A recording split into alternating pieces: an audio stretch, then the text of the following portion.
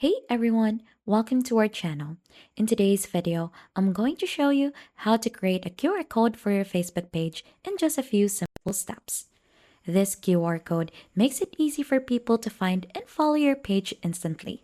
So let's get started. First things first is to log into your Facebook account and navigate to your Facebook page that you want to create a QR code for. So as you can see, I'm currently onto my Facebook account. To head onto your page, click here onto your profile picture onto the upper right corner of the screen. Then right after, you should be able to see all profiles in here.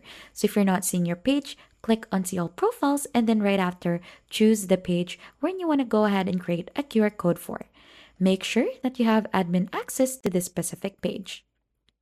Right after, we'll just have to click here onto the left side wherein it shows your Facebook page name and your profile. Simply click onto that to get redirected onto your page. So once you're already here onto your page, I highly recommend to do this tutorial onto Google Chrome since it will make it easier for you. So once you're already in here, you'll just have to right click anywhere onto the page and then right after you should be able to see an option to create QR code for this page. Again, you'll just have to right click onto your mouse and click on create QR code for this page. So this will automatically generate a QR code for you.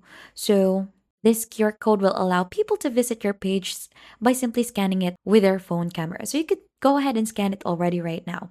So you could go ahead and see also the link in here. You could copy this and then we could just simply download the QR code so that you could share it easily. So let's open the file for that and it should go ahead and look something like this.